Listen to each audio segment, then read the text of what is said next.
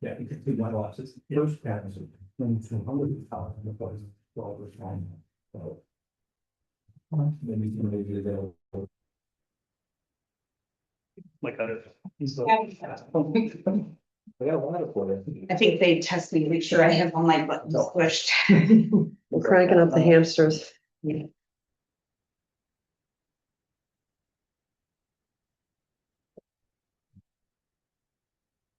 you have captions? You have everything? We're good to go? We're already recording. It's good to go. Okay, I make a motion, we open the meeting. Is there a second? A second.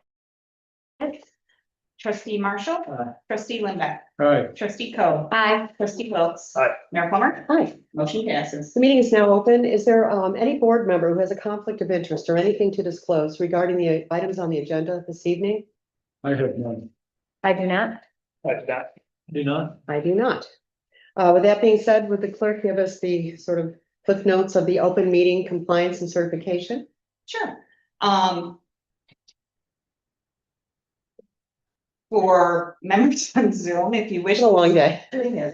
For members on Zoom wishing to speak to the board, please raise your hand and I will speak directly. If you prefer me to pose the question, please put it in the question and answer section. Please don't put it in chat. I don't look in there. If you're in the room, please approach the podium, give your name and address and if applicable by law. And I ask for that we have a nice, quick and cooperative meeting. Okay, thank you very much. With that being said, let us stand for the Pledge of Allegiance, please. And will Trustee Lindbeck lead us in the pledge? I pledge allegiance to the flag of the United States of America, to the republic which stands one nation under God, indivisible, with liberty and justice for all.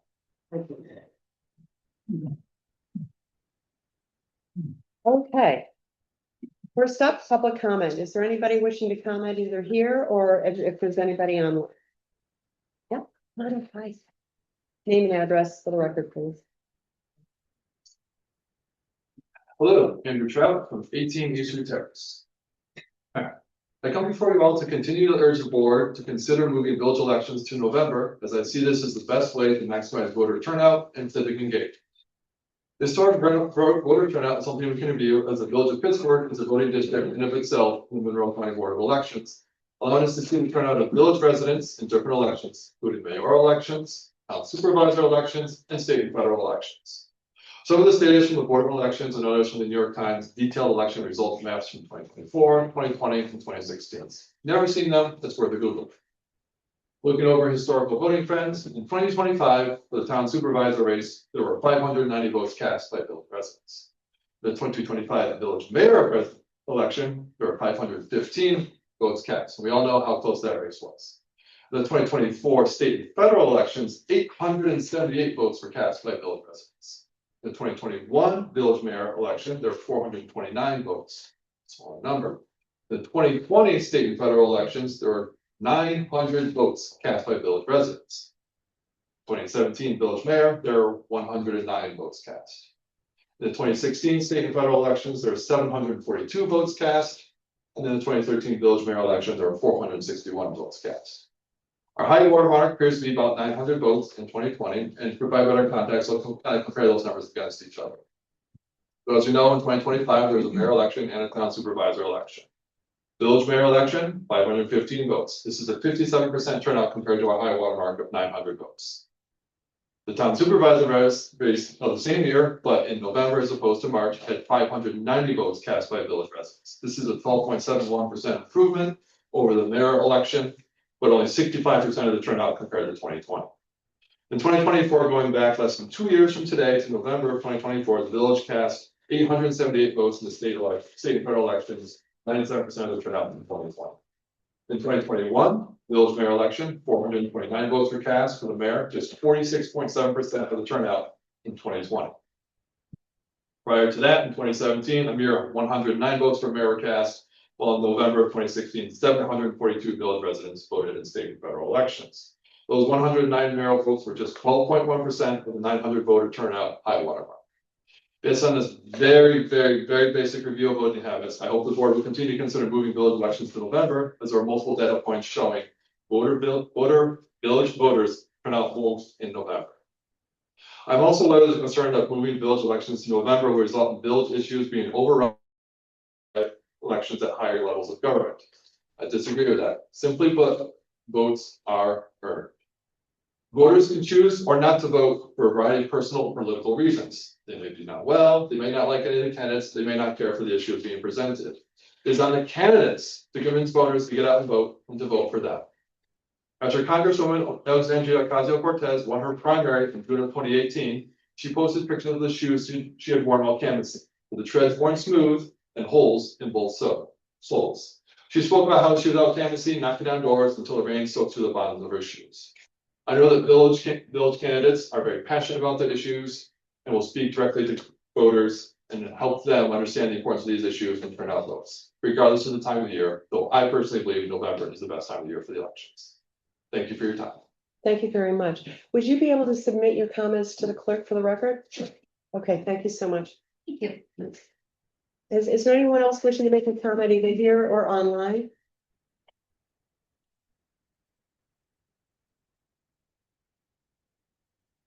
Okay, we're good. Okay. Thanks, everybody. Okay, moving forward. Our first item up this evening is the discussion on the sidewalk safety initiative that Trustee Wilkes has been spearheading. Thank you. Mhm.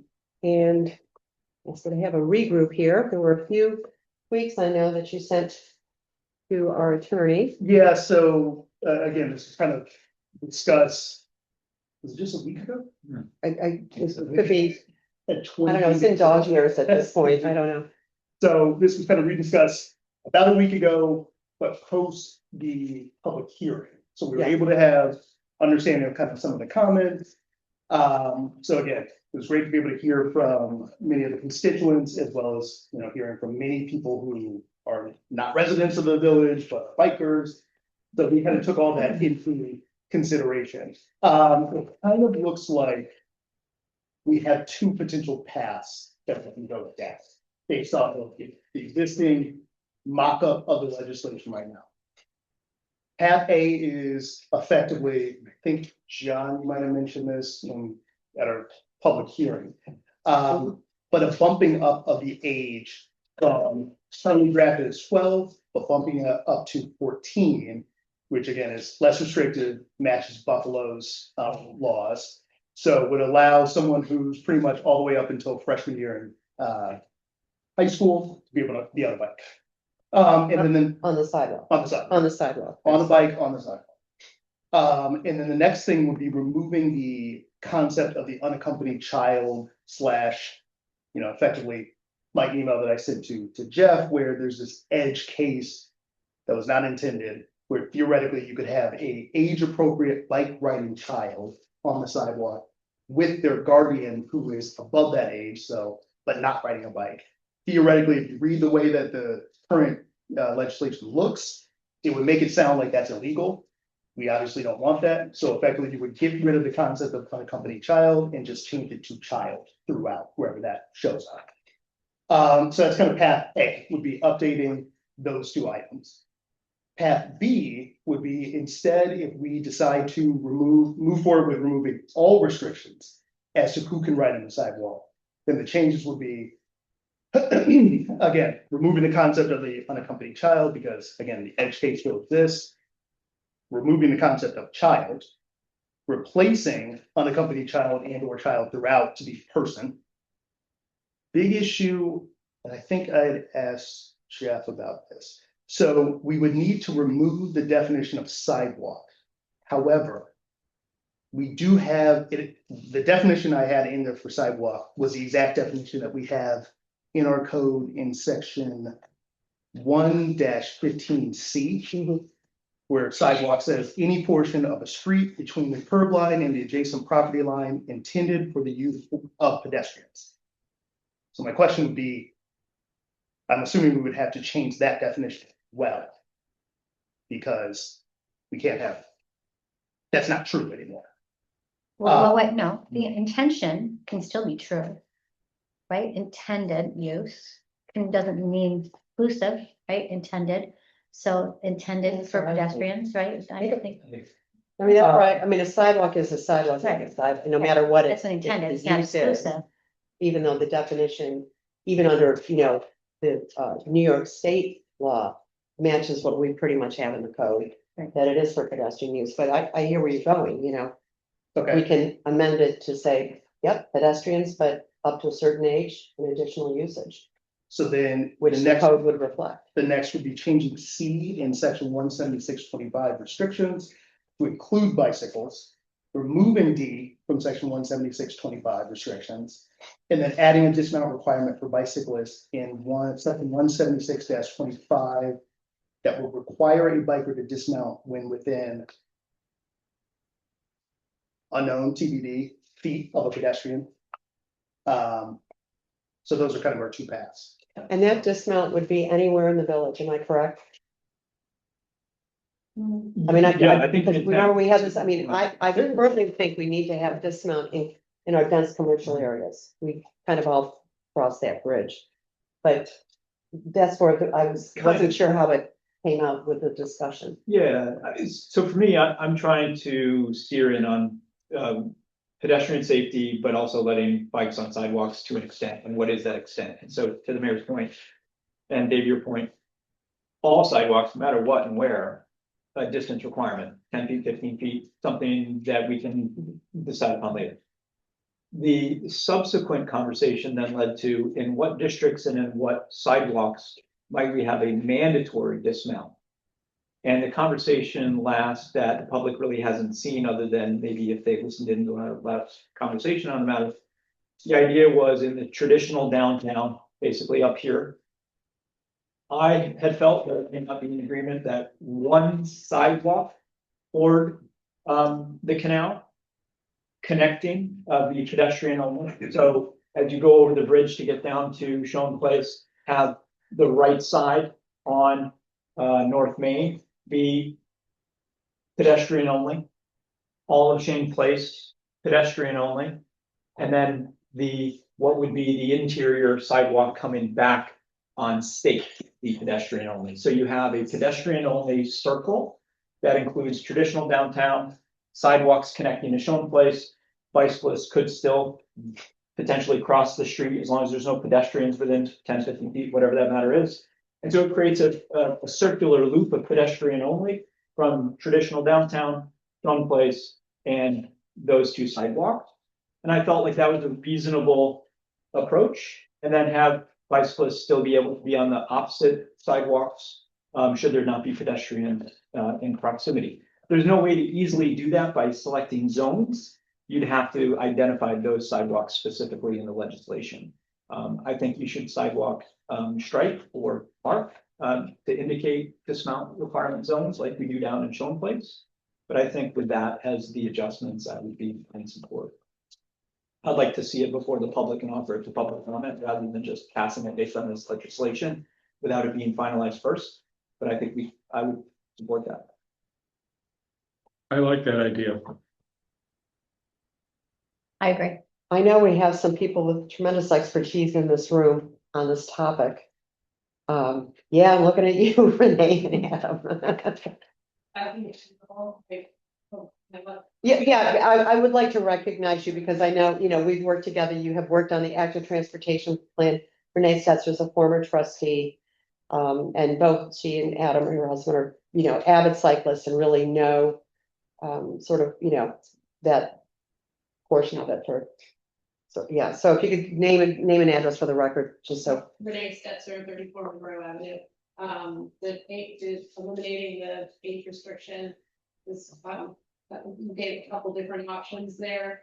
I like the when pedestrians present, or whatever you said about like we often will go and there's nobody on those sidewalks in order for us to get to the canal path. And I don't think I should have to get off my bike if there's not a pedestrian present. Hey, if a tree falls in the woods and you hear it, it's there, yeah. And then you, trustee Marshall, your comment about the designating one side of the bridge for pedestrian only. I'd love to hear some comments, from others about that, but that seems like a reasonable compromise, particularly in the summer when it's, dense. So you're saying one side of the bridge going down? What did you just? You wanted- We're talking about Yeah, why don't you say what your thought was again, just Sure. for, yeah, clarify for people. If you took, I call it the interior sidewalks, but the sidewalks closest to the canal, closest to Shown Place on the interior, you could create a persistent loop of pedestrian only, right? And that would be from Four Corners down what would be the east side sidewalk onto Shown Place then coming back onto State, which would be the north side sidewalk. And if you wanted to, you could designate perhaps that entire sidewalk past the library all the way up back to this area. And then you'd have a persistent loop of pedestrian only sidewalks striped and marked appropriately. The opposite side streets would be okay, Yield. provided that there Yield were not, yield pedestrians, provided that there's no pedestrians within a certain distance. And I think that seems to be a reasonable compromise. It would require dismounting in the upper business district, which we currently don't have, but it would be consistent with the existing dismount requirements on Shown Place. Yeah. Robert Corey, Name and address for the record. 7 Washington Avenue. I also was integral in the development of the active transportation plan for the village.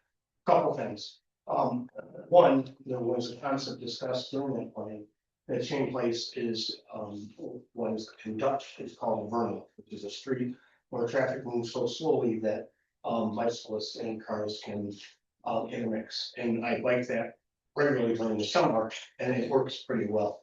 The suggestion I have is for the routes like South Main Street, North Main Street, South Street, where we know there's a lot of pedestrian and bicyclists from other neighborhoods in the town that come into the center of the village. What we could do is just simply in strategic areas, not every street, but in strategic areas, bicyclists must yield to pedestrians. I think because enforcement, we're never going to be able to enforce whatever code you pass because we simply won't have the personnel. But at least that would give a visual cue to people that are entering the village so that, hey, you've got to look out for pedestrians on the sidewalk. Yeah, we've discussed that, yeah, about additional signage and also signage to dismount in a commercial district. You must dismount your bike if you're gonna be on a sidewalk. It's one thing if you wanna walk, I'm saying, but it's one thing if you wanna ride in the street, you're in the street, but if you're on a sidewalk, you shouldn't, and you're in the commercial district here. As I said before, I've been hit twice. I think just to dismount and walk the well, even block. for the kids, it's a lesson for the kids that are permitted, if you're permitting them to ride on the sidewalks. If they see something painted on. Yeah, understand, yeah, visual cues help, 100%. I think, yeah, we've all agreed, thank you. Yeah, so that's not a fair point, combined with some things that we've talked about before, which is those bicycle pathways through the village. Bike boulevards. The bike Yes, boulevard, something right? like that. So coupling the bike boulevard idea, which is embedded in the comprehensive plan with additional work of perhaps, putting the stripes to dismount in the dismount areas, but you could also have the sidewalk yield to pedestrians in certain locations, not everywhere, but certain locations that Yeah, have traffic. I think we've covered this. I Yeah. think, we're all pretty much in agreement with that. I think now it's really kind of where we are tweaking this.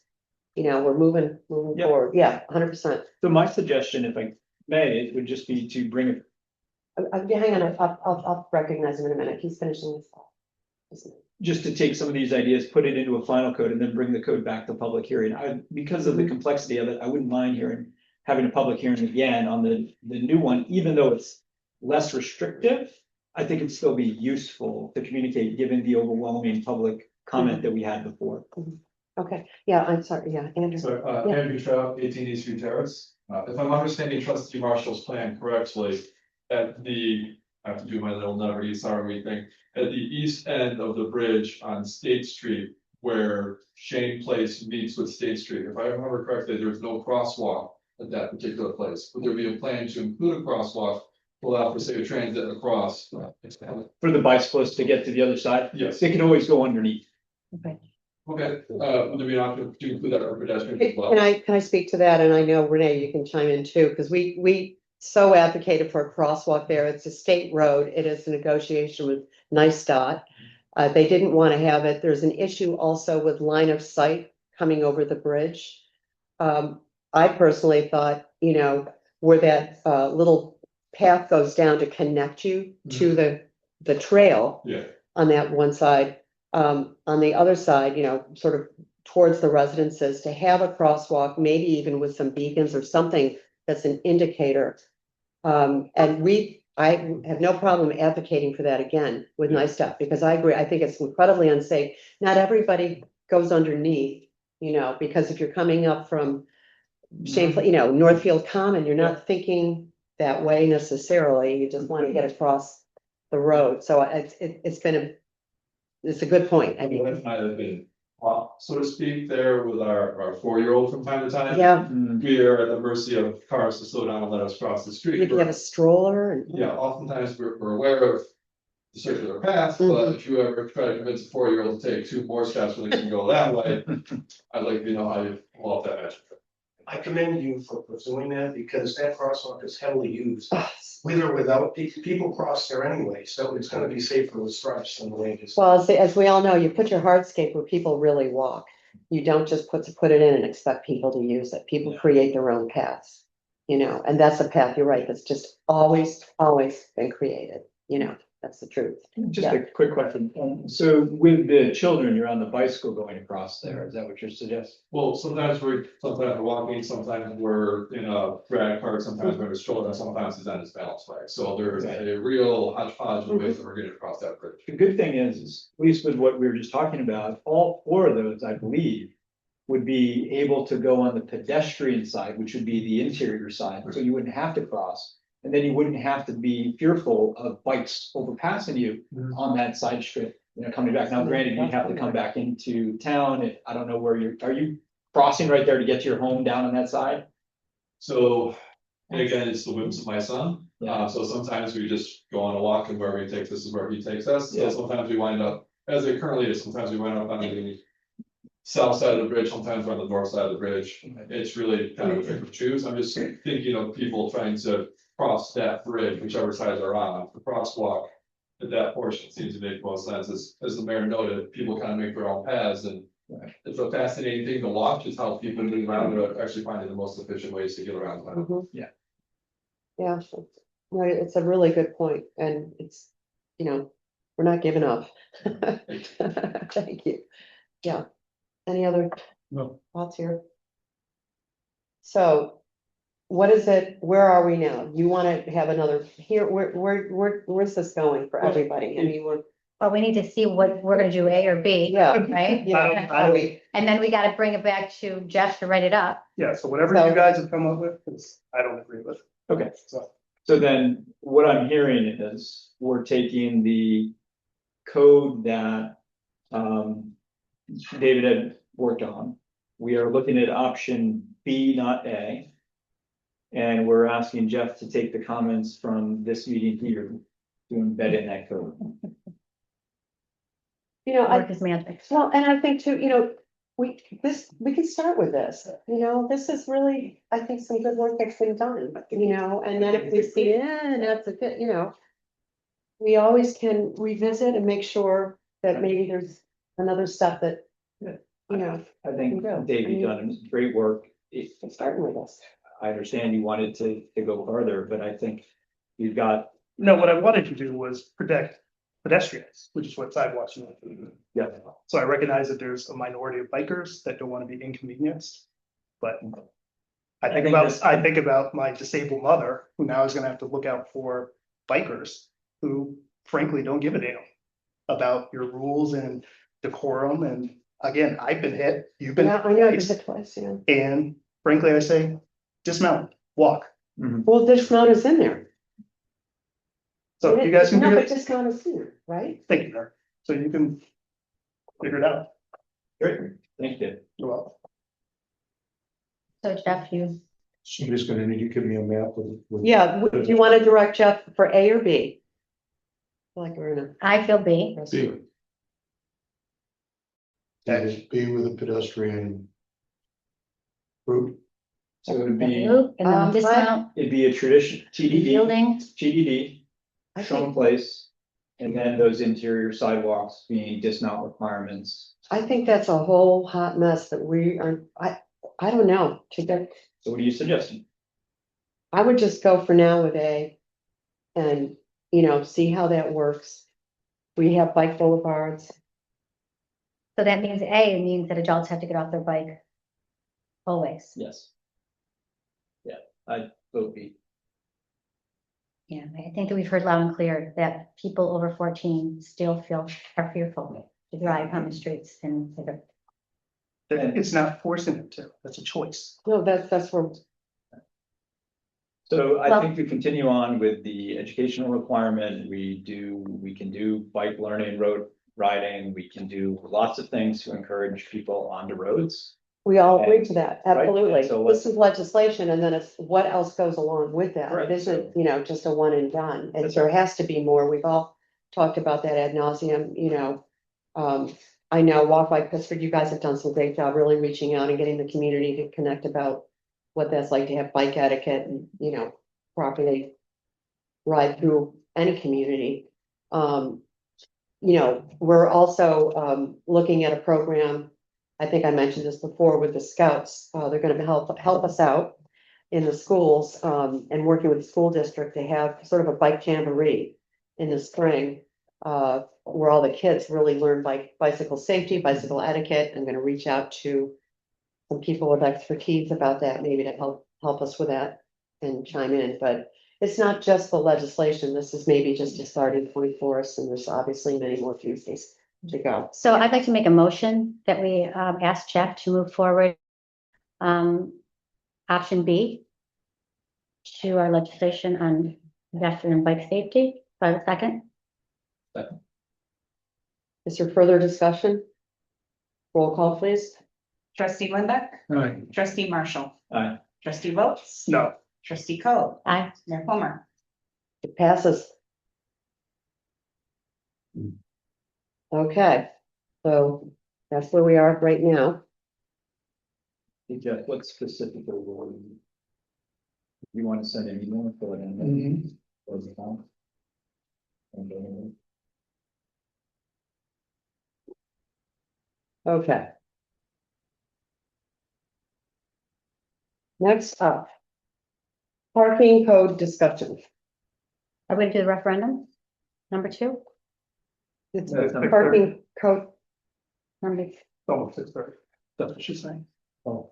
well, it's not 6:30 yet. We can't, it's not a I'm referendum. just explaining why she. We have to I wait. recognize I that. know. Referendum. TikTok. oh, I have it on 2. Oh, no, you have a wrong copy, Hmm. because we all have, it's the third one. Oh, I'm sorry. I Yeah. don't know where my copy is. Yeah, but we do have a That was public one hearing on our out tax cap override. front. Yeah, You so gave me up front. let's. Oh, that was before it was maneuvered. It was changed. Here, why I don't think you most give her the- recent it was. Yeah. Okay, I can. Update it. I'll just change it. Yeah, well, we're at 6:29. Is there anything else you want to cover quickly for us? Flower baskets, maybe? Sure. Just, because it's kind of like, oh, we can do the Yeah. steeper. Yeah, why don't we do the steeper? Thank you.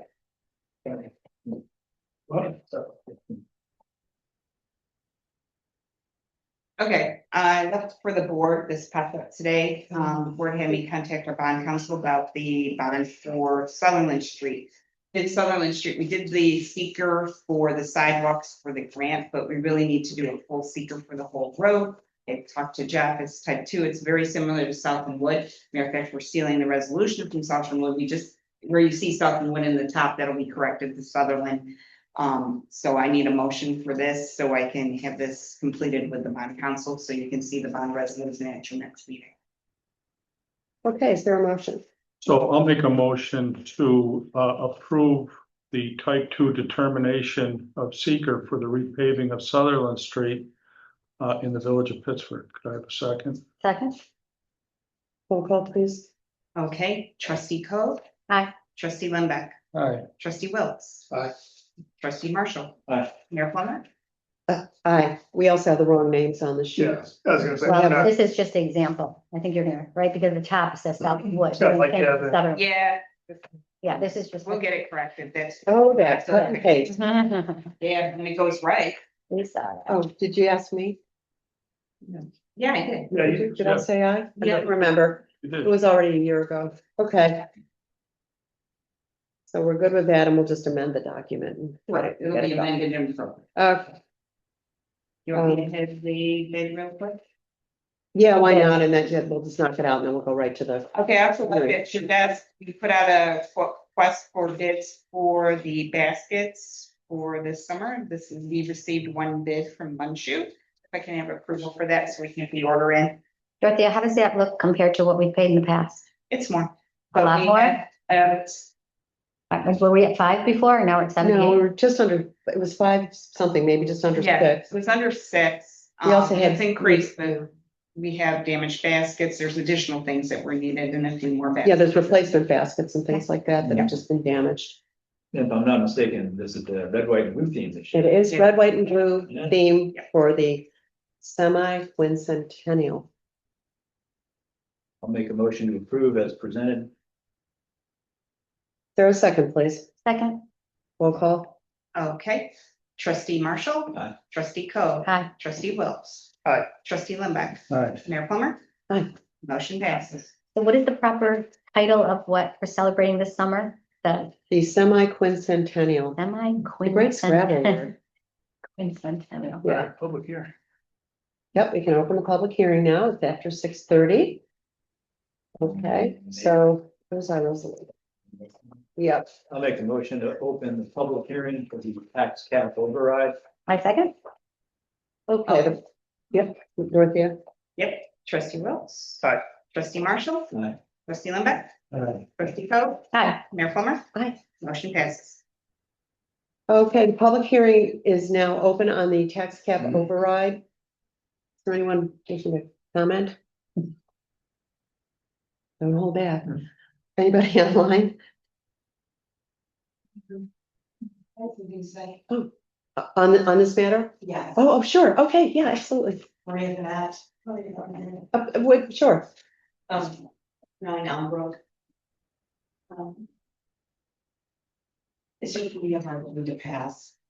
Having worked for Brighton Schools and done their budget, working exclusively with the assistant superintendent for 15 years. We face challenges with the tax cap, that the algorithm produced by New York State affects Pittsburgh and Brighton schools differently, because we have a unique community. In Pittsburgh schools, since 1992, their budgets have always passed. In 2017, they decided they needed to go over the tax cap. They received 53.5% votes, which is not enough for their 60 votes. So back in 2017, if you were residents here, you may have voted yes or against that override. Then they had to rewrite their entire budget and put out a revote, and that got approved by 72%. Brighton schools. In 2018, we had the highest ever voter turnout approval of our budget with 87.5%. So on that count, we thought, oh, in 2019, we had some things coming up. Let's see if we can get the community to support us to get these projects underway now. So we attempted to go over the tax cap. It failed. We had 55% yes votes, which did not meet the 60. We then had to rewrite our budget and put it out for approval, and we got 83% to say yes, as long as we were under the tax cap. No other school districts in Monroe County have tried this. Pittsburgh and Brighton have never tried it again. I just want to forewarn you, this will be a hard thing to get passed. Our voters have already spoke when they voted down on Pittsburgh schools, their budgets for their children, and they voted it down. So roll up your sleeves and be ready, because it's not gonna go. And if it doesn't go, be prepared. You then have to rewrite that budget and put out a whole new budget for vote. Thank you. Thank you for your comments. Yeah, I think it was helpful to understand what happens in school districts. You know, yeah, I think it's a little bit different here in the village, but thank you so much for that. That was really helpful. Yeah, Dorothea, Okay.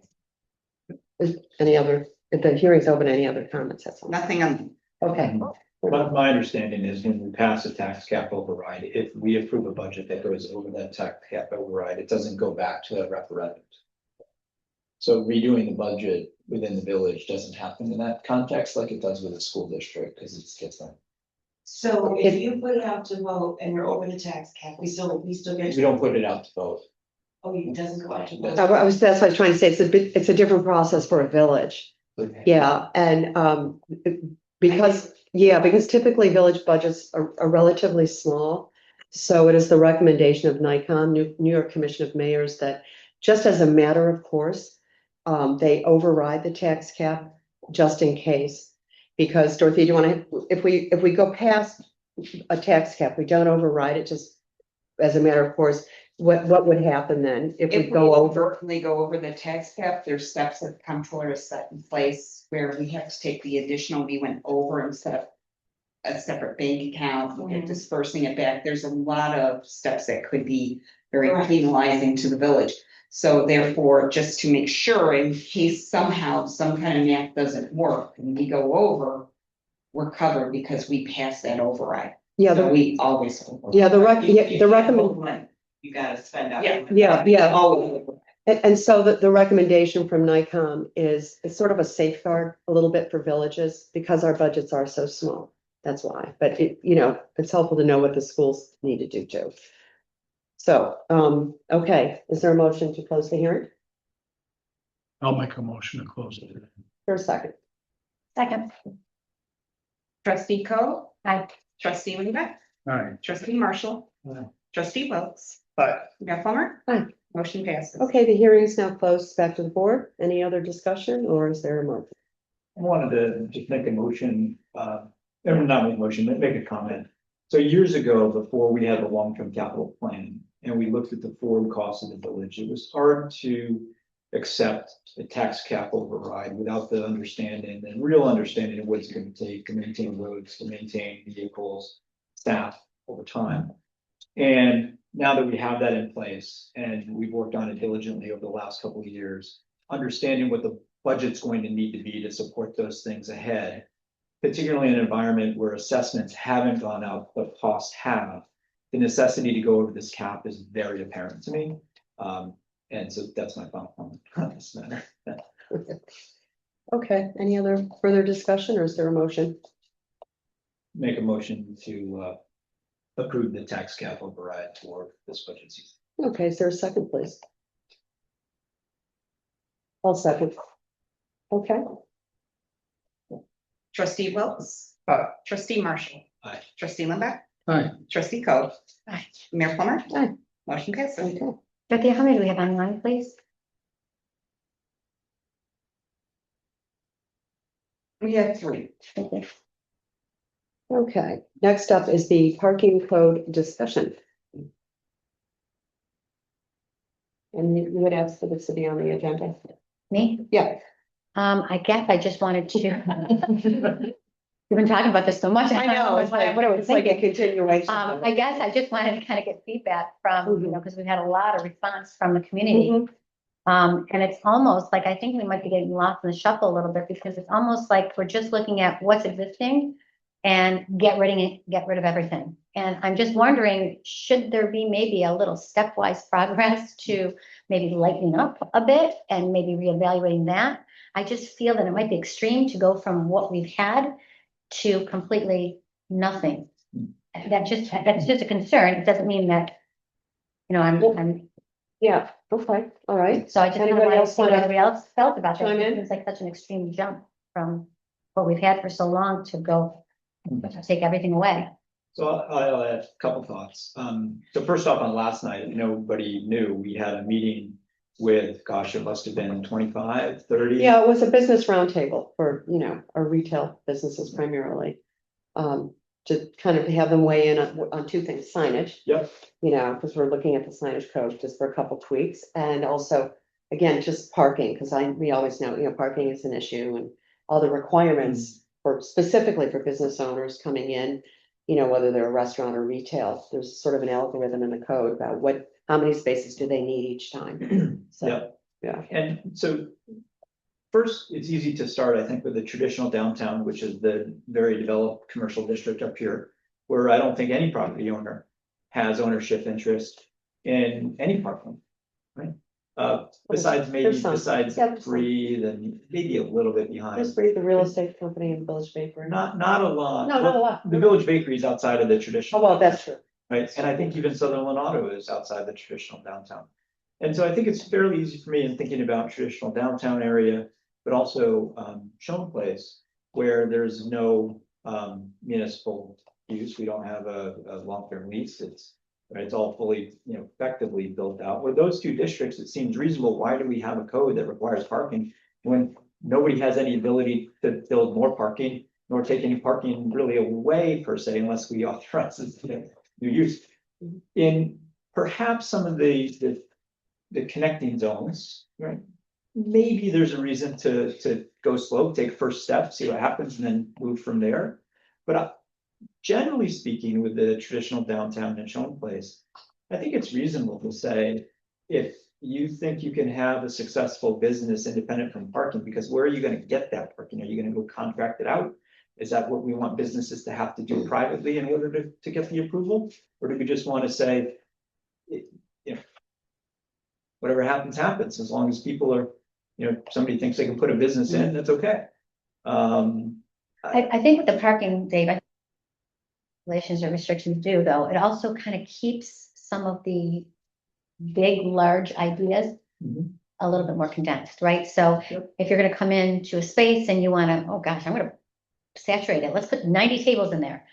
The parking is going to kind of restrict that. It's gonna kind of bring it down a little bit. Whether that's a good thing or not, I mean, I think that's what we need to think about. Well, the 90 tables are,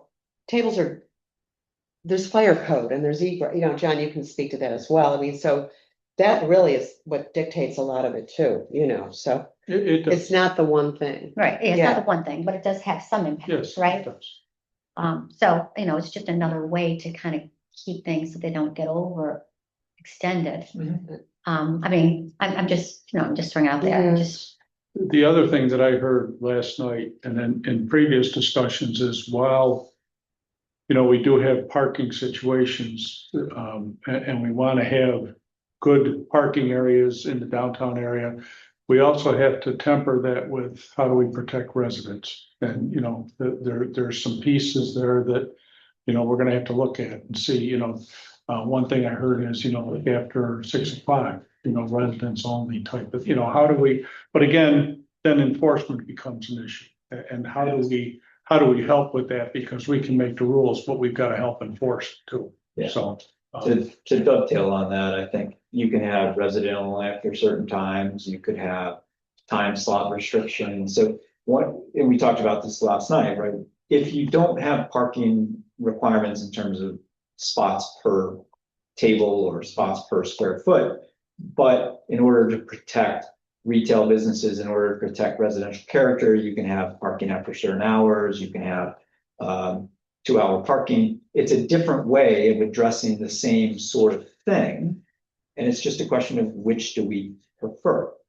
Right now, we don't do a lot of enforcement, and people sometimes will, we had a few complaints last night about it, but not many, right?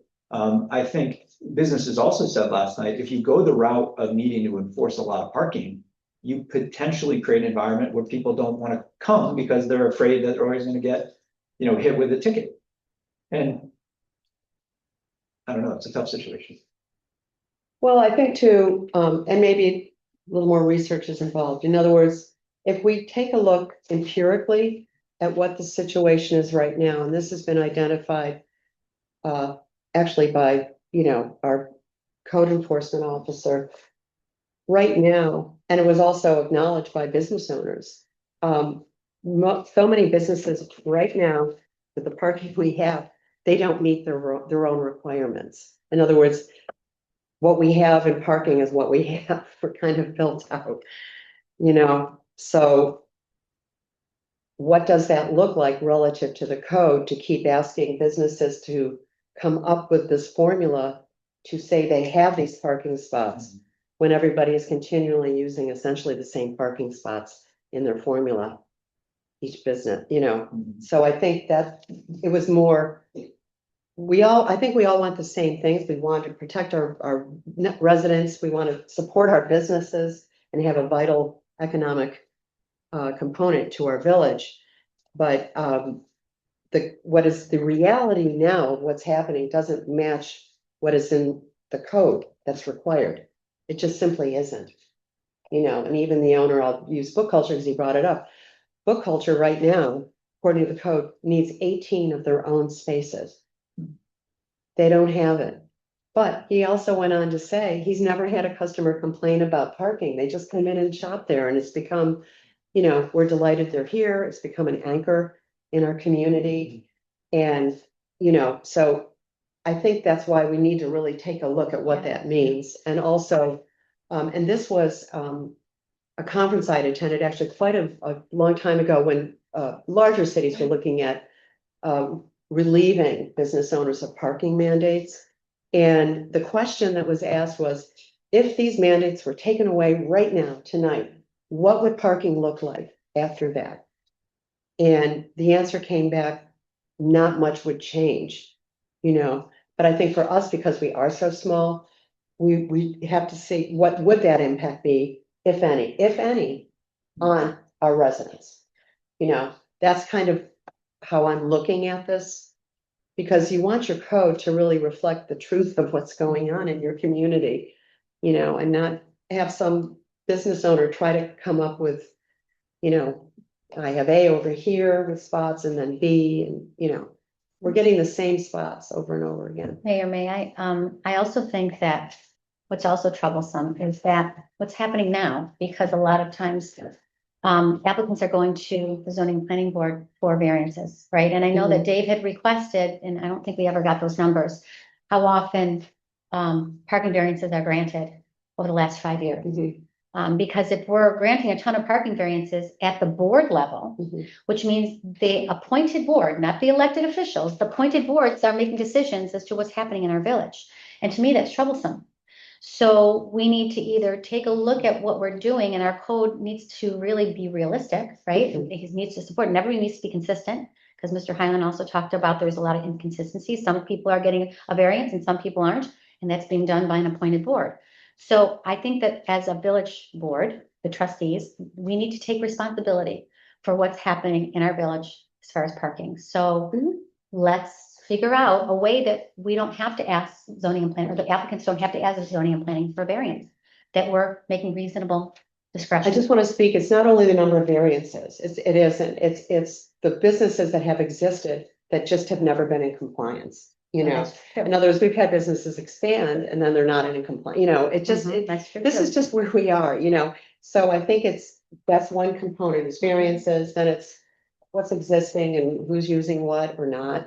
I think it's a little more multi-layered than that. Yeah. Karen, were you gonna And chime in just there, too? outside of the code, I heard the wayfinding signs last night, and while that wouldn't be part of the code, it's still a real good idea to incorporate that. Yeah, and it's in our term plan too. Yep. Definitely. Thank you for that. Yeah. Any other thoughts? I guess one comment would be if all of the square footage in the traditional downtown was generally occupied or had a vitality to it, right? There's no way, to your point, that traditional downtown is gonna have enough parking at all besides the streets, right? Get out into the streets, to the residential streets and walk in. And or public transportation, not that we have a lot of people that come in through public transportation. Would it be nice? But some, right, would it be nice? The thought being that if we're concerned about residential bleed-in, or we're concerned about, I guess that's my primary concern, but I kind of want that during the day. I want that in the evening, right? And so if we're concerned about the impact to the resident, we can control that by use, we control that by time and hours, right? And so I think that kind of falls more on the special permit than having the parking element be the reason for an applicant to be denied. Generally, that's how I feel. Why don't we do this? Because we still don't have that information about variances or the number of businesses that aren't in compliance, because we've already right? I wasn't aware of this. No, I know, I think you were on vacation when this all happened. So I think maybe we need to, let's get some more information, a little bit more data about that, about really how it's, what the snapshot is of it right now. You know, let's start with that. And I Yeah. think that would be helpful for the areas outside of the two that I've already referenced, because the two I've already referenced, Mhm. none of those people have any access to parking beside private contracts. Yeah. And on some level, I think it's Mhm. at the necessity of the municipalities to support parking in the aggregate when you have very densely populated buildings that don't really, I mean, are you gonna require them to privately contract spots with the town or I don't know, I think this is where somebody mentioned last night, like they did in Fairport, you know, you could build parking potentially underground. What does that look like? Well, we're here and now. Right. You know, so.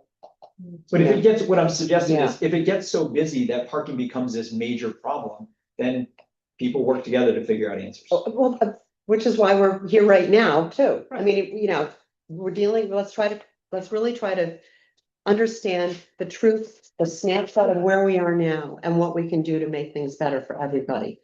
You know, whether you're a business or a resident, you know, let's get a little more information that we can collect internally. Okay. You know, and I think it's good that we're opening this up and really trying to sort through it, you know. Yeah, sure, Bob. Robert 47 Washington, Mhm. and support what you're doing, and I think we all have the same goal here, and I'm not here to let you on you what, the choice is yours. The current zoning, what that did when that was put in place, is it grandfathered everything that's in the TDD. So Book Culture didn't need more parking because they converted what was retail space and the salon was classified as retail. Mhm. And so there was no additional demand. Mhm. The difference between that and say the pizza bar, which is proposed with 70 seats plus what standing there. Yeah, I need to shut that down because there's an active application right now before another board. And it would be inappropriate to even address anything. Okay, I'm gonna, hang on one second, I'm just gonna, Jeff, do you want to chime in on that? That, you've said it very well. Oh. We can. yeah, we can't cite anything Don't say specific or something. Specific application. So let's say a new business comes to the TDG that has a high demand for parking. The intent of the existing ordinance is to somehow consider what impact that new business might have on the existing businesses that surround it in the surrounding area.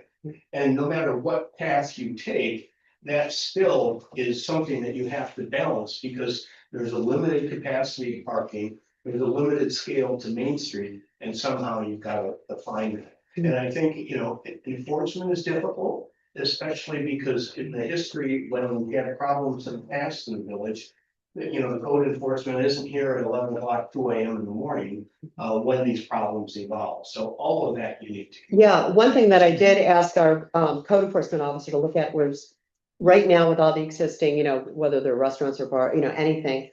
How many complaints and where are the code violations? And none have been received, I think, in the last 5 years. You know, in other words, you know, I think it's more important if there is a problem, we acknowledge it and identify it. Absolutely. Couldn't agree with you more on that.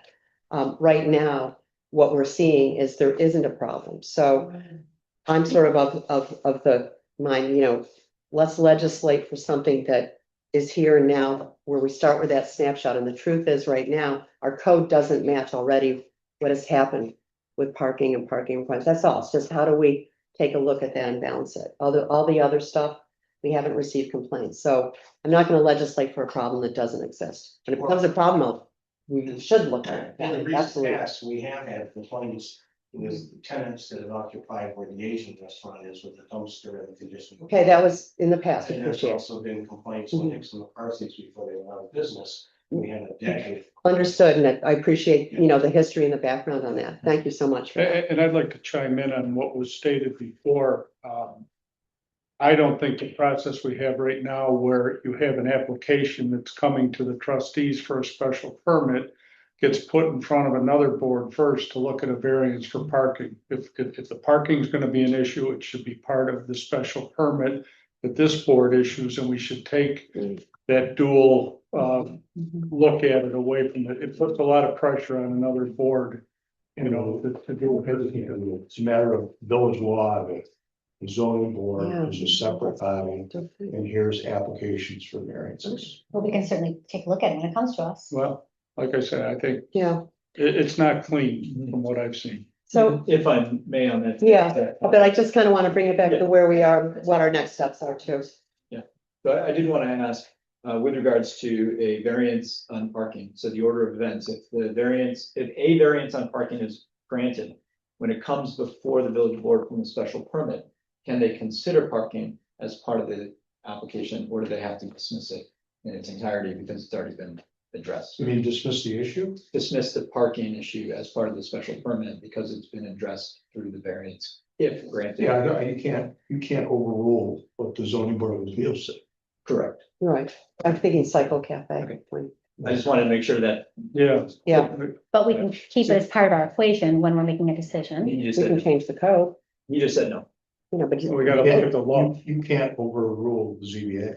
they're an independent board. Right. yeah. Well, not overruling them, but it's couldn't- part of our decision. you There's a could. piece of it, right? No, If it's a de facto overruling of something the ZBA said, then you can't do it.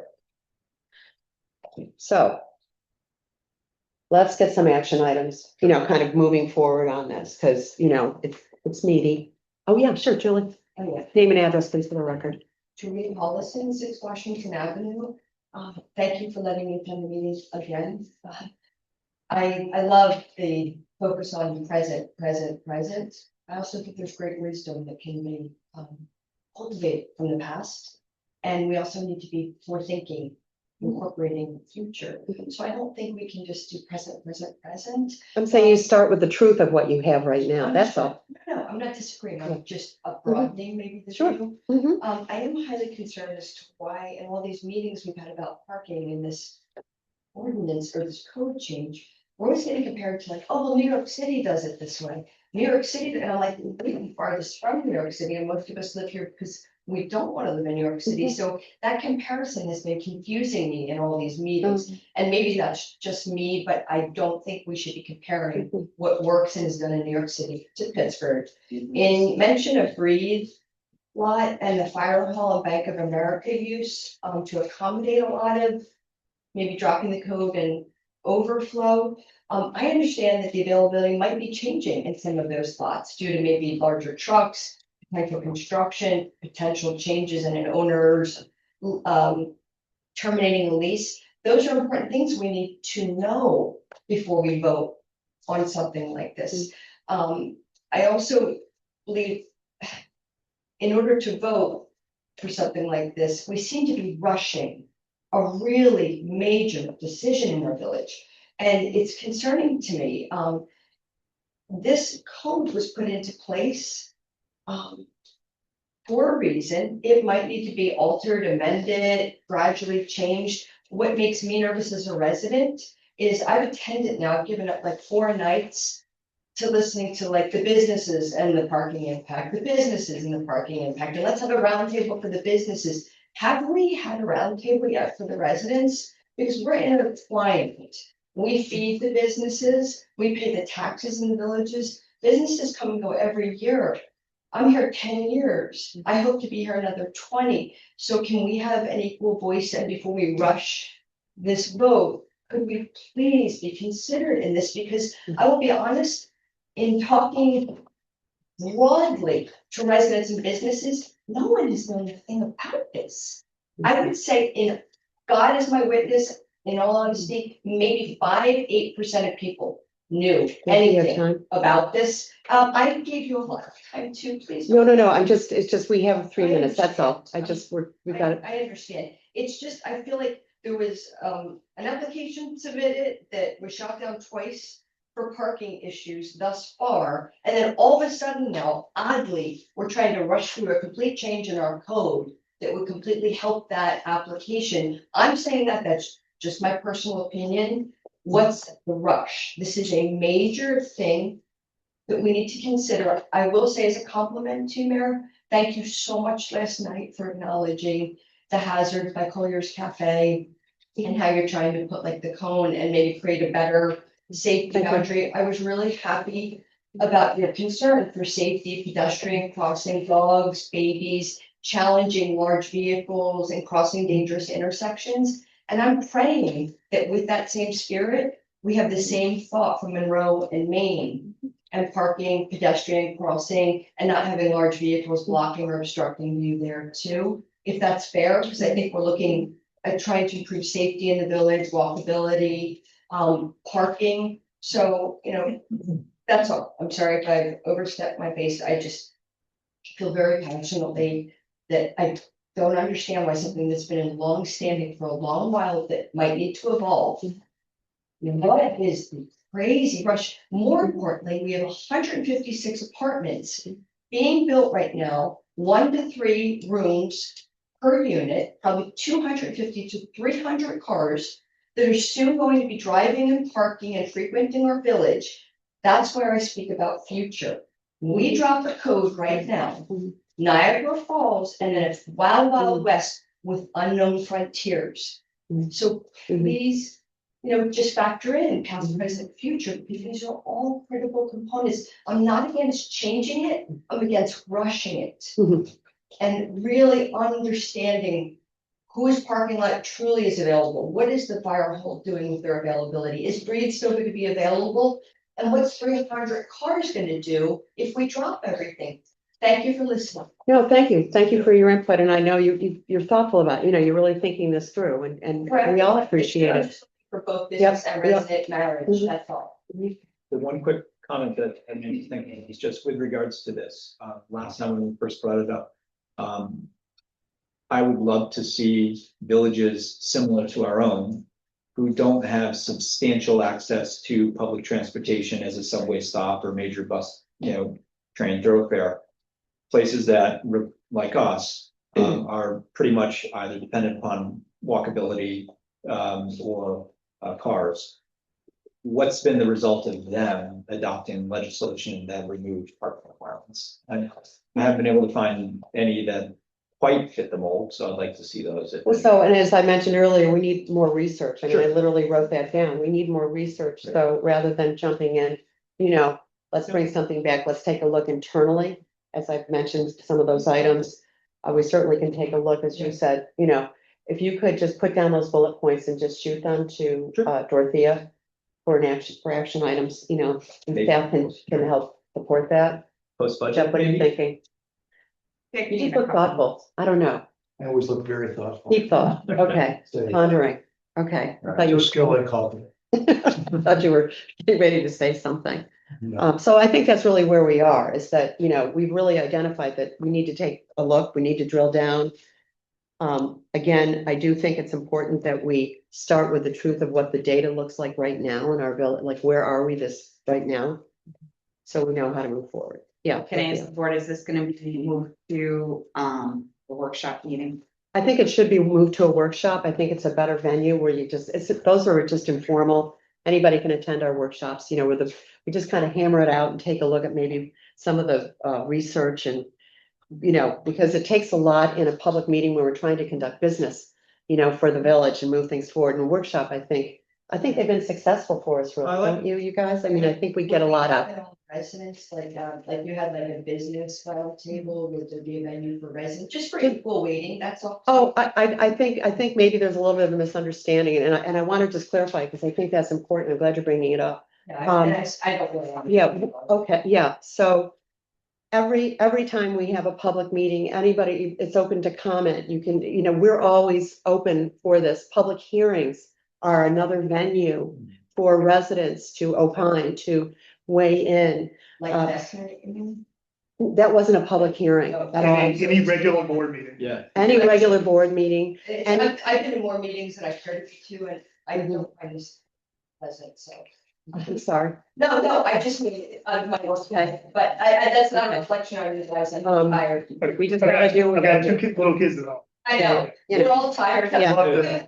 Yeah, long day for everybody. The Okay. business meeting, we hadn't had one like that in the time that I've been on the board. Yeah, So it's been many years since a years. round table. And Seriously. in fact, that one was specifically done because as part of our parking discussion prior to that meeting, one of our comments that may have been mine was, I want to hear from businesses Yeah. about the impact of this. And so that's what last night was, whereas it's a little easier for us perhaps to reach out to residents. So that was a first and it was great.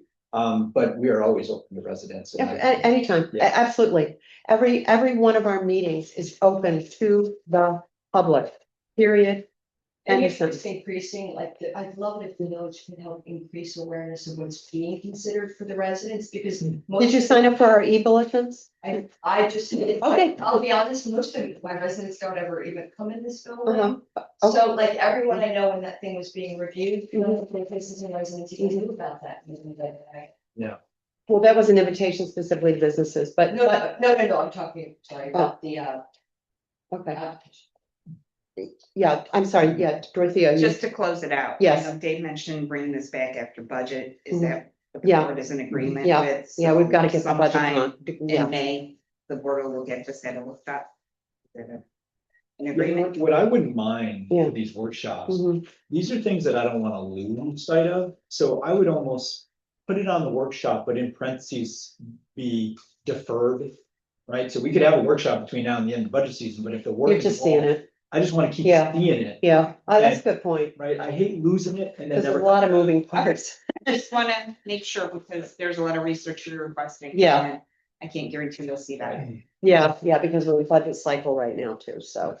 Yeah. I don't want it to be a whiteboard, that'd be crazy, but you know, close enough to think that we identify, let's keep going. Mhm. Okay. So the next up is the referendum for the change of the election date. And, I want to thank so many residents, everybody for sort of weighing in with, letters and I want this date or I want that date. And I've really been thinking about that and I have brought this back to the board. And I want to just start with a motion. I want to start with a motion for this board to implement a public interest survey of our residents. So if you already weighed in, you can weigh in again on the survey for the date that you would like to see. So our residents get to choose what is going on that referendum. So that is my motion.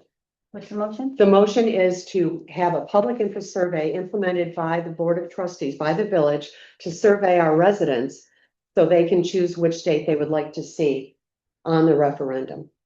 Is there a second? And then It was second. whatever, just wait, Okay, yeah, so then. From that survey, the results, whatever the majority is, that then Yeah, gets put yeah. onto the referendum. let the residents choose what And they then- want to see. I'm just thinking logistics, so then that goes on. Mhm. Okay. Yeah. And when's the due date that we have until December? Yeah, till December. December. Mhm. No, second. We have a motion and a second. So- Now it's back to the board for discussion. I just wanna clarify the motion. Mhm. So is the motion get a survey, hey, do you prefer June or November, or is the motion to do a survey and the results of the survey are definitively then declared to be what the referendum is to be on the next election, today's point, basically saying the outcome of the survey dictates. The referendum. Jeff, you Yeah, want to speak to referendum. that about how it works for referendums? It's an up or down. It's an up or down, one question. No, I Yeah. understand that. And the residents just choose what date they want to see and whatever the majority, if the majority want June, they get June on the referendum. If the majority want November, they The way I get. interpret it is status quo is March, right? Yeah. Third of whatever. Sure. So it's effectively then between March and whatever the survey results had as the option, the other option, So- whether it's June or November. Or I our do not attorney can help support, with I the do not phrasing. support a survey that the results dictate what goes on the referendum. I support a survey. But that's not what the, But isn't- that's not the motion is. What, hang Isn't on. the Correct. I don't, I'm interested to. Are we gonna How, vote? how do you want to see it amended? Hang on. Yeah. The motion was to allow them to choose the date. Whether it would be June or November. The outcome of the survey will not dictate to me whether or not something goes on a referendum or not. I'm interested to see the results of the survey, but I will not allow it to dictate what goes on a referendum as part of this motion. So I would deny this motion. So is there, for what reason Yeah, though? Not, I- not clear, because if you want to give your public, if you want to give your community a referendum. So they feel that they're participating and having a say. It's sort of like, why wouldn't you let them choose what date would be on the referendum? It's not that, it's kind of pretty basic stuff. Hang on, if I can just finish this thought. Because I'm a little concerned and I'm gonna use sort of the, everybody's heard it, Henry Ford invented a car and was a Model T, and somebody said, what colors can I pick? And he said, any color as long as it's black. And I just want to make sure that the residents, that we had people weighing in with different dates.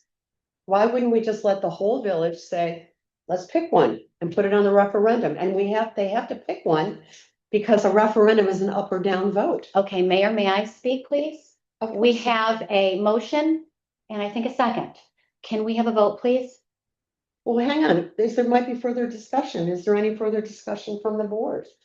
I think Not from You me. will let our villagers.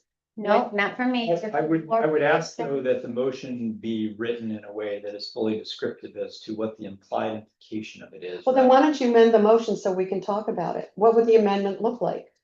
Well, we can't make a motion on top of another. No, before, we're having a Right. discussion, Well, that's all I'm I saying. would amend the motion to simply be that we approve a survey to the residents to determine their preferred date for the election and see what the results may be. So, but effectively what you're saying is, let's say we do the survey, the majority of residents say something that's different from the original resolution that's in here.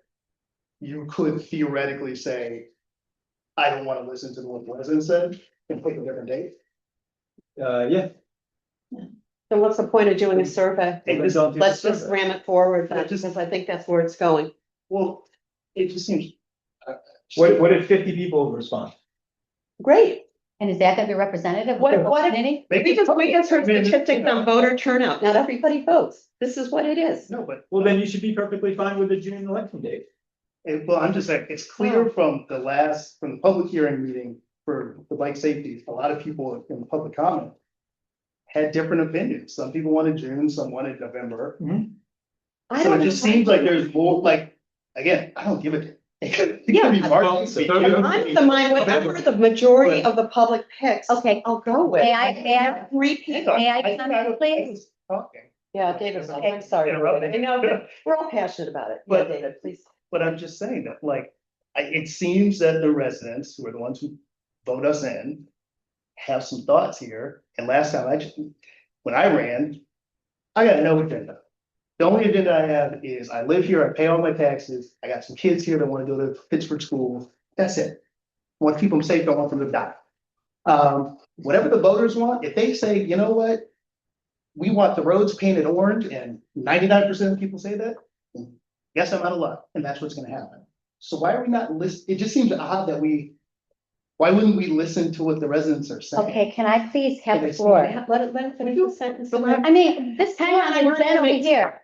Point of order. All right. There's one person, Okay. point how of long is order, that? hang on, there's We one have person minutes running. for this? Hang on, please.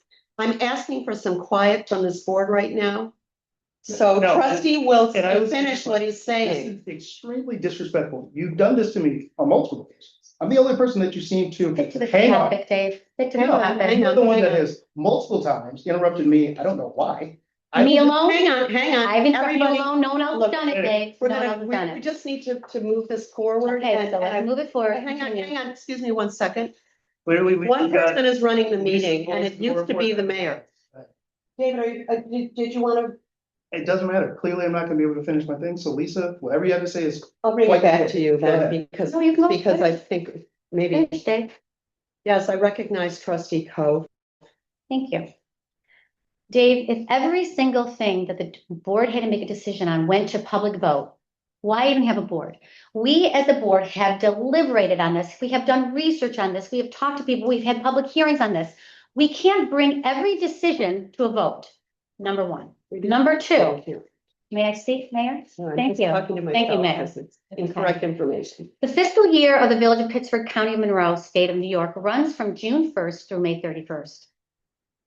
The budget for that fiscal year is required to be adopted by May 1st, preceding the next fiscal year, which starts on June 1st. The budgeting process must be commenced and the tentative budget adopted prior to 12 p.m. on the first Tuesday in April, which is the time and date that the new Board of Trustees is seated following the biennial election in odd-numbered years. The final budget is adopted subsequent to such seating of the new Board of Trustees as more fully set forth above, which results in the temporary budget being adopted by the Board of Trustees sitting prior to the first Tuesday in April, and then the final being adopted by a different Board of Trustees, sitting on or after the first Monday in April. Moving the biennial election in the Village of Pittsford from the third Tuesday in March to the third Tuesday in June eliminates this difficulty, as well as encourages voters to focus on candidate strengths than to depend on party politics. Also brings to attention local issues. Also brings out informed voters to assure a strong, engaged community. And reduces national party politics that influences and dominates federal and state elections. So I'd like to make a motion. We already have a motion on the table. Okay. It's back to the board for discussion. Trustee Lindbeck, would you like to weigh in? Yes, we've heard from maybe a couple dozen people, both sides of this issue. Yes, we want it in November. No, we want it in June. We even heard statistics tonight that said there's potential for 900 voters in this village, and we've heard from a couple dozen. That says to me that 850 of them aren't really that concerned about it because they haven't voiced an opinion. And people have options for voting. We've got early voting, we've got absentee ballots. I am not in favor at all of having village elections tied to national elections where right now the political climate in this country can kill crucial issues for our village. That's all I got to say. Thank you. I'm really glad that you've all expressed your personal opinions about it. And my only thought was that the villagers would be able to do so as well. And hopefully that's the case also for the other thing. Excuse me one second, you're not recognized. It's back to the board for Really? discussion. I'm trying to, excuse me one second, please. I'm asking for silence. Thank you so much. There is a hand raised. I recognize you. Name and address, please. Susan Loda, 85 South Main. I do want to defend the villagers just for a minute. This population is one of the most highly educated demographics in New York State, if maybe in the nation. I think it is presumptuous to assume that we can't discern between national politics and the village. We can chew gum and walk at the same time.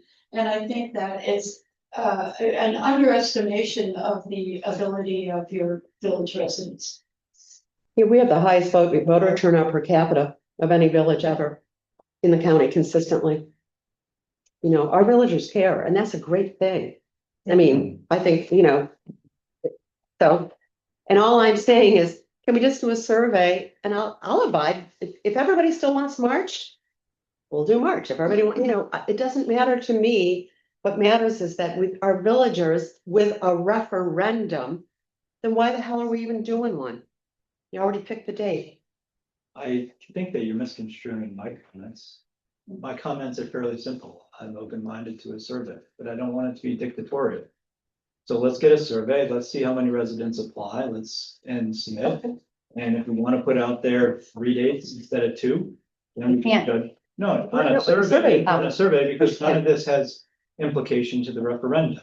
So let's gather information. There's no harm in that, right? My reason for saying that the results of the survey aren't going to suggest that I have to vote or put something on a referendum is because I don't know the quality of the survey. I don't know how many residents, offer feedback. If 100 people offer feedback and I'm making a choice for 500 or 800 or 2,000, right? We're trustees, right? We are placing Pittsburgh Village in our trust. And we have to each individually determine what that means. Is that voter turnout?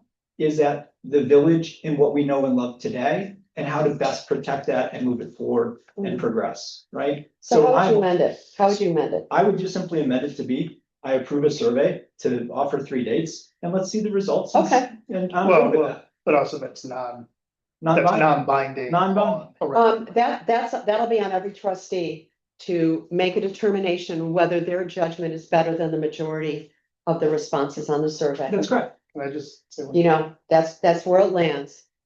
You know, I naively thought that we were just gonna listen to our community and have them pick a date. And Yeah, I'm sorry, okay, yeah, hang on, Okay. David wanted to see, yeah.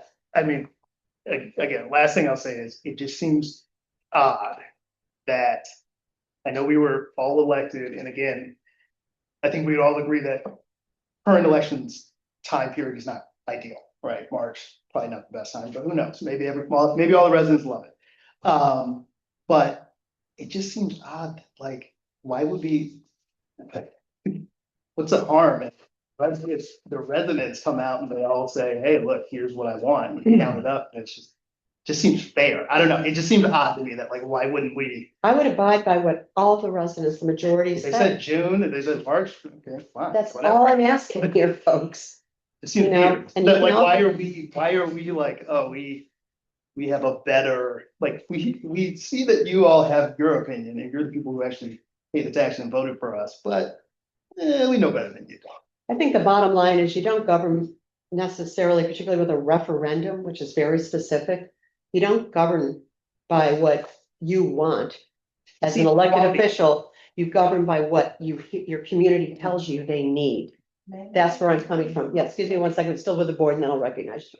So if I may, just two things. One, a referendum is, we pass a law and now the community has a choice to up or down vote it, right? So if we are so wrong as to suggest that we want June, hypothetically, if I say, be damned on the survey, I want June, we put June on the referendum, the community still has the opportunity to up or down vote that. Now, so that's one thing, because we have a smart, intelligent community. No one's gonna want March. Yeah. You know, it's fake news. It's fake news. What I'm suggesting That's though the is, problem. if you put a referendum out for June, people can still downvote.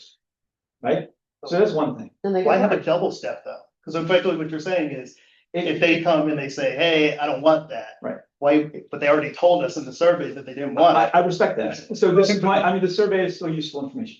The other comment is, all of us, when we get elected, we have notions as to what it means to represent, right? We have notions to what it means with regards to public safety on sidewalks, that in the face of public opinion, we may feel differently, Yeah, and as you see, right? things go different ways, and you move on. That's right, and we move on, and we understand that this may be my position, this may be what I advocate for, this is what I believe, and it may not fall in the majority, and we may move on. And I may, if I end up looking at a public survey and it's kind of 50-50 or whatever, and I go with June and it gets downvoted, then where do we go? We make a decision, do we keep it March, do we go in November? I want to see the results, they matter to Okay, me, yeah, and I think that's how. I get where you're going with that. I understand that. Yes, Julie. Oh, I'm sorry, but Julie had her hand up, so. Quick comment, surveys tend to not draw, like an election is one thing, notoriously surveys don't have always high response. But have we ever done a survey? Yes, we have. We have done a Okay. survey. It was conducted, actually, it was Okay, conducted on a thank you, few- because yeah. like there, I work in the medical field, and Mhm. statistical Mhm. significance Mhm. is very important. So to Dave's point, Mhm. you know, like a survey gives you a sense, but if it's only powered by maybe 45 people that participate, it's Mhm. not statistically significant. So I think I understand what you're trying to say, is you're trying to give a voice to the people, but if there's not enough volume and robustness to the survey, it's Mhm. really not statistically significant to represent what the community Understood. wants. Does that make What sense? was the responses? Excuse me one second. Excuse me one So second. that's why I just think the Okay. survey can guide, but it shouldn't dictate. Okay, yeah, one second. David, did you have a comment and then? I- Oh, I'm sorry, your hand. Okay. I'm sorry, I apologize. So on this survey, since we're gonna go and if we decide to do the survey, can we also have a survey to see whether we should have people dismount bikes? Because we've been talking about this now for almost, 5 months. Should we have a survey talking about if we should get rid of all our parking restrictions in the village? Should we have a That survey, gives people a voice. right? Okay, Yeah. if we're gonna have a survey on this, should we have a survey on everything that we decide here at the board? Because I would like to hear how many people want us to get rid of all the parking requirements. I'd like to hear how many people want us to shove the 12-year-olds onto the street. I want to hear about what everybody's got to say. Is that what We you always want to hear what everybody Okay, has so to do we say. do that by survey? Hang on one- I'm not finished, Oh, Mayor. I'm sorry, I thought you were done. Thank you. No, I'm I not. apologize. Thank Please- you. Please continue. So should we have a survey for everything that we deliberate on? Because we would be here for a long time. And why even be elected? We are supposed to, with deliberation, with discussion, with research, we are supposed to come up with decisions. This is a decision. The last board made this decision. I don't know why it took so long for it to go to a vote, but it did. So now we're back again, rehashing this again.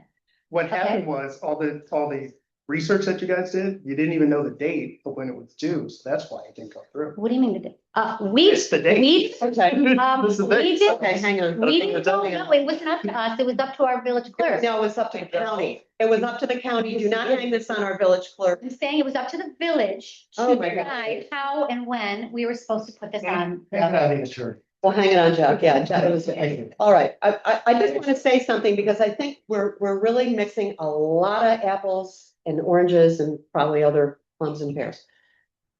This is about a referendum. This isn't about a piece of legislation where, this is a referendum. We don't do referendums every single day. Thank God.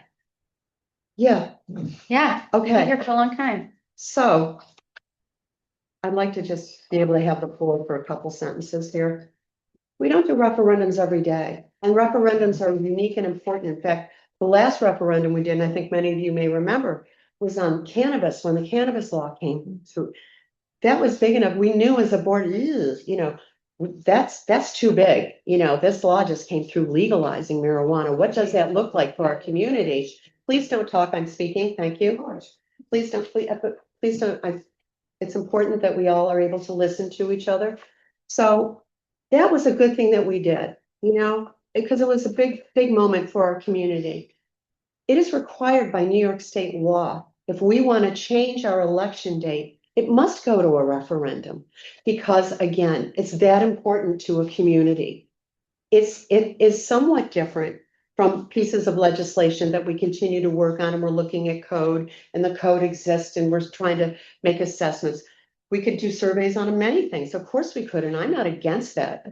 But in this specific instance, where we're going to change our election date, all I'm asking for is, can we have the villagers weigh in on what they would like to see on the referendum? Public interest surveys are a matter of course per NICOM. I've spoken with NICOM about it. They said, oh yeah, you do the survey, you get it on the referendum, because you can't have multiple choice questions on a referendum. That's why it's called a yes or no or an up or down vote on the one question. That is how it works. A referendum is different from all of the other things Trustee Cove mentioned. It is mandated under New York State law. And all I want is to have our residents be able to weigh in on that. Yeah, Maria. Yeah. If you put out this survey regarding the election day, I'm not going to participate because I don't feel passionately one way or another on it. None of those will impact my wanting to go out and vote. I think that a March election, I'm more concerned about the safety for you all who are out there trying to get the On the votes, ice. the snow, the ice, all that. I'm concerned for your safety. So the June and November dates would be the way I would go, but I don't really feel passionate. Thank you. But if you want to put one out about the tax cap, I'll vote on that one. Okay, thank you. Your Miss Tax Cap. I love that. Yes, yes, Bob. I'm the one person in this room that sat for 15 years on the board of New York Conference of Mayors. I know during that 15 years, every year, this topic was part of the training sessions that NICOM has. NICOM never makes a recommendation. Their job is not to tell municipalities what to do. They would never recommend a referendum or a survey. What they do is they present the pros and the cons. And I'm stunned that we're considering a November election because number one, it doesn't address the issue of dropping trustees that have to go through a budget experience without any experience in how the village operates. The June election date solves that problem, which is what the research the board has already done, has revealed. The other issue is we have no media. And it's at every training session I went to with NICOM, it was stated that in this environment, especially when you have a small village like Pittsburgh with 1,500 people, the smallest of the 10 villages in Monroe County, there is virtually no media coverage. And there is lots of media coverage that people are bombarded with, which is precisely why most villages in New York State have their elections in the spring. So I served in public service in this community for 34 years. I served as mayor for 28 years and on the executive board of NICOM for 15 years. My entire experience gives me no confidence that people will have a greater voice if the election is moved to November. Statistically, I had won 7 election cycles. I participated in numerous elections. Almost every cycle, the village has a high turnout because people care about the local issues. In the past, before I was mayor, elections in this village were basically apolitical. It was viewed as public service, which is why I got involved initially. Unfortunately, it's become much more political because of the development stakes in the village. And because of that, big party politics have crept in. We've seen misinformation having a tangible effect on elections. That's not a positive. And what we want is elections where every candidate, by walking this village, talking to residents, has an equal chance. And that's what having an election date separate from what goes on state, affecting national county, gives this small village. Thank you so thank much. for hearing my. Thank you for your opinion, and if a survey came to you, you could express the same thing. Yes, Dorothea? We have a person online that wishes to speak. I would like to correct something for the record. Yes. This didn't fall on the village clerk, that vote did not take place. Mhm. I followed the village election law because I work for a village. Mhm. Monroe County decided to follow county election law and hold us to that standard. That's right. That is out of my control. I talked to NICOM, I looked at all the appropriate documentation, I gave the board the information that applies to village election law. So this doesn't hang on the attorney, it doesn't hang on me, it doesn't hang on the board. You want to blame someone? Call the county. Call the county. Call the county. We have their number. And I'm sorry, I don't get political, and that's the only thing I'm gonna. That isn't Thank political. God. That's You- that's thank the you for That is clarification. not my. Thank you for sharing the process of what it is to go That was through this. exactly. Now, Yes. we're gonna Yeah, recognize. somebody online. Mr. Diaz, you're recognized to speak. Diaz, you're recognized to speak. Thank you very much. Can you hear me? Yes, hi Gabe, how are you? Great, doing well, thanks. Yes, this is Gabriel Diaz, 81 South Street. I have noticed that during this conversation, there's been a lot of confusion.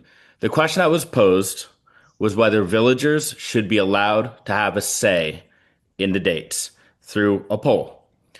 The question is not which date is best. A lot of trustees have been arguing, raised their hand, and spent the time to argue about which date is best and why we should not be allowed, us villagers, should not be allowed to weigh in. And again, that's the wrong question. That is the wrong question. I don't understand why some trustees would argue that we villagers should not have a chance to voice our opinion here. It has gone so far that some of the trustees, those on Village Vision, I think that's Limbeck, Cove, Marshall, put out a statement leading up to this meeting, which had misleading information in it, which tried to devalue villager input by saying that this issue is already settled by a prior board. Therefore, we should not, as villagers, should not be allowed to weigh in now, which I find offensive. They've made the unusual claim that somehow giving a poll to hear our opinions would limit public input down the line. Again, I don't understand what kind of mental aerobics you want us to do to agree with you there, but I do not agree that a poll would somehow limit our input on this issue. Again, I find that confusing, let's say, to be polite.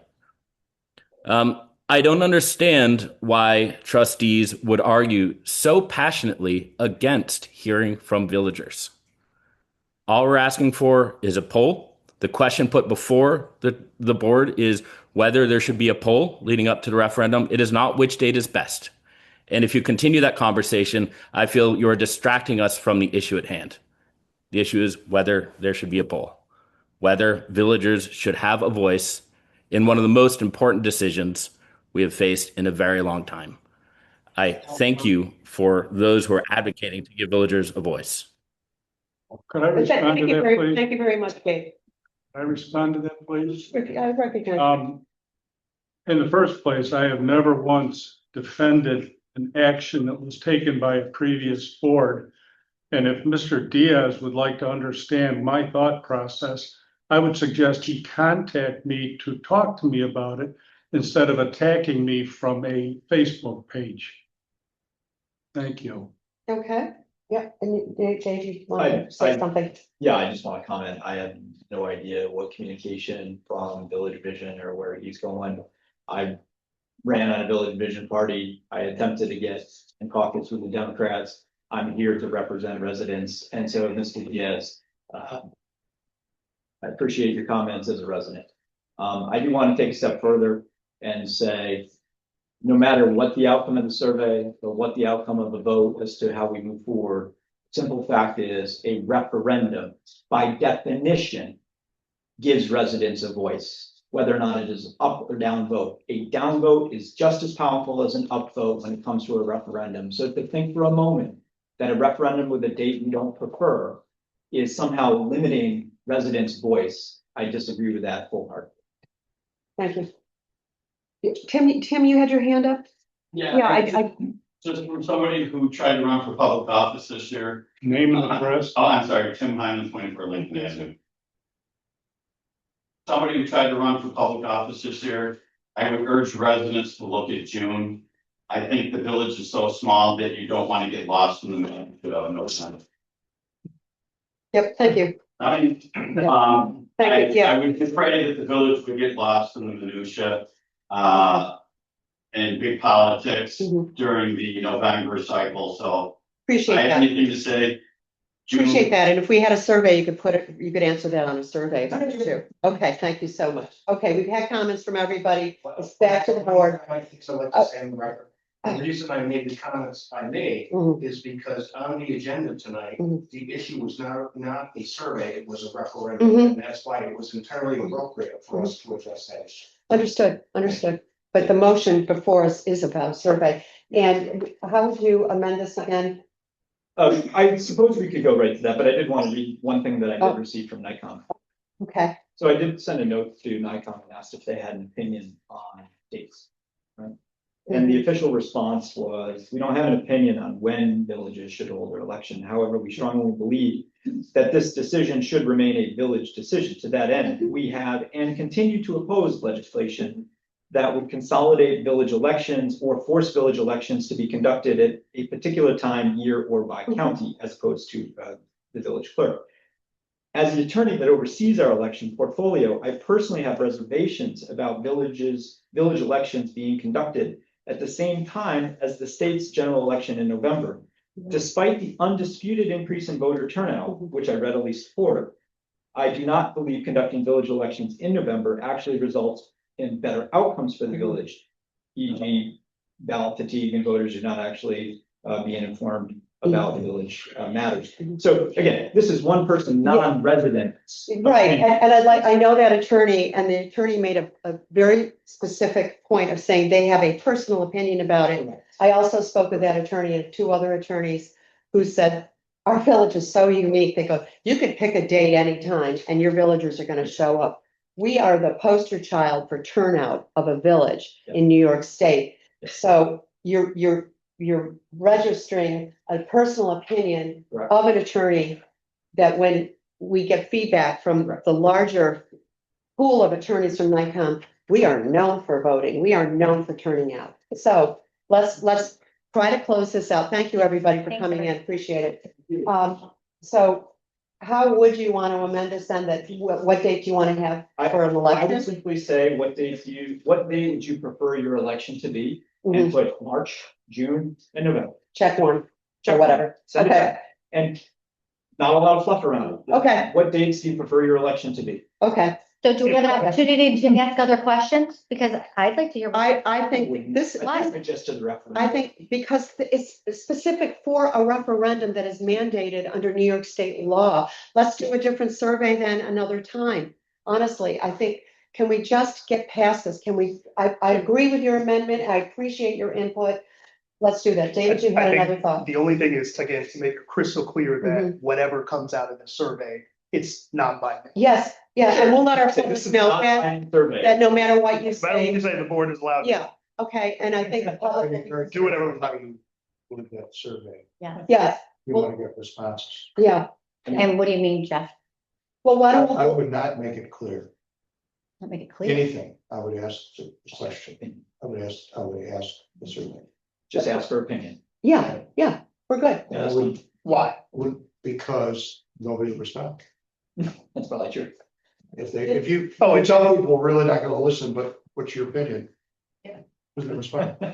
No, I'm not gonna put that in the survey, I see where you're going, no, but, I mean, I think some of the trustees have made that clear. I think that's No part of the matter problem. However, I think it's important that we have this survey, and I would hope that if, whatever the results are, that this board would see that they have merit and would take it under consideration, because that's what I'm gonna do, because that's what I was elected to do. Okay, so I think is, yeah, is there a second? So I Okay, have, we have a second. I have It's back to the discussion board. again. Okay, How is the survey gonna go out and who gets it? Because not everybody is on the email. hang on, we have ways of reaching every single household in our. Yeah, Every they all single get sewer household? bills, you know what I'm saying? We have means to do it. We had, Bill McBride's firm helped us the last time with the survey. They did a great job. We can reach out to them. They're professionals. This is what they do for a living. I think we can, as an action item, we can, make sure that we're having them properly. They know what to do. They've done this stuff for decades. Did we do something for the sewer? Or like, I'm sorry, no, for the garbage, Was there a survey for that? What did we The do? garbage, we did, constant contact survey. Yeah, we did a quick one. Email, when we did the referendum for the marijuana, we did it through mailing, we used all our. Yeah, we have a mailing list of every single household. The house, Yeah. the Yeah. tax bill. Yeah. Please. What we could do is put together, a question and then just run it by the professional survey firm to do it, if that's something the board would feel better with it. I think it's a pretty straightforward question. I think it's a straightforward I question. mean, I do too. I'm just saying. And then the next question is we want to pay money to get it in front of everybody through a mailer, or just do it on email and see if we can get enough response that we're comfortable with to understand the results. You know what would be ideal would be this alert system. Oh. We had that rolled Yeah. out. Yeah. Everybody. No, we have a mechanism to reach every household. The survey that was done the last time was mailed, I believe, to every single household, and then there was follow-ups. And we would obviously do our follow-ups with our e-bulletins and, postings and things like that as well. So, it was a significant turnout, I believe, as well. So does that make sense then? So now we have a motion and a second. Roll call, please. Trustee Marshall. Aye. Trustee Wills. Aye. Trustee Coe. No, Trustee Limbeck. No. Mayor Plummer. Aye. Motion passes. Okay, we're gonna be doing a survey. We'll work on that. Okay, next up, treasurer's report. You want to hang around for it? It's really fascinating. I think you've I've heard got every word. stuff. Do you need Jeff for anything Yeah. else here? I think I'd like to go into executive session if we could, Regarding regarding our real estate. a real estate transaction. Okay. Thanks for coming in, folks. Thanks, guys. Appreciate it. Do we want to knock out the, Can we get through this and then go into session after? that'd be Yeah, let's try to finish up our agenda, so we're. Court has received the packet, is there any questions or concerns related to that? Otherwise, we'll entertain a motion. I mean, the bill pack. Yeah, I knew what you meant. I know.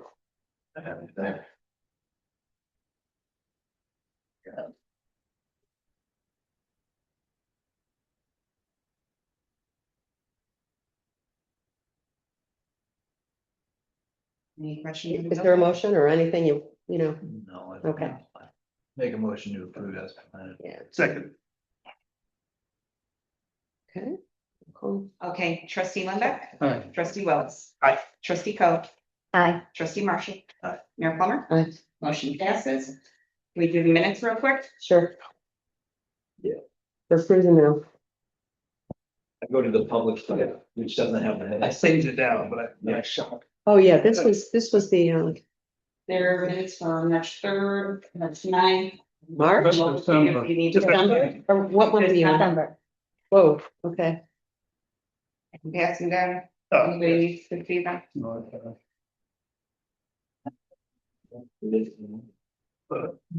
I'm sorry, any goodbyes? Thank you very much. Like I said, I gotta go to my phone.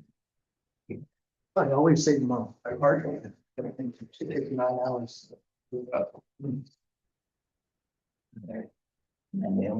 Everybody take a look, any, I can make a motion for the minutes of December 3rd, 2025 is submitted. Second, Okay, trustee Limbeck. Aye. Trustee Marshall. Uh, no, you were here, you were absent. oh, shoot, I was not there. Sorry, I don't have it in front of me. Trustee Wilkes. Aye. Trustee Coe. aye. Mayor Plummer. I was absent.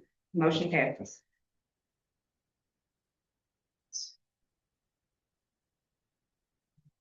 Okay, December 9th is next. Any amendments, questions? I can make a motion for the minutes of December 9th, 2025 is submitted. I second, Okay, and trustee Wilkes. Aye. Trustee Marshall. Aye. Trustee Coe. aye. Trustee Limbeck. Aye. Mayor Plummer. Aye. Motion passes. Thank you. Okay. Anything else? Any, okay, we're good. Good for me. Okay. Any member items real quick? No, okay. You want to make your motion? Yeah, For I'd like- real estate. I'd like to make a motion to go into executive session for a real estate discussion. Do I have a second? Second. Okay. And Don had you. Trustee Coe. Aye. Trustee Marshall. Aye. Trustee Wilkes. Aye. Trustee Thanks, Limbeck. Susan. Aye. Thank Mayor you. Plummer. Thanks, Susan. Mayor Plummer. Aye. Motion passes. Okay, we're gonna hit Give me a pause. minute. Yeah, thank you.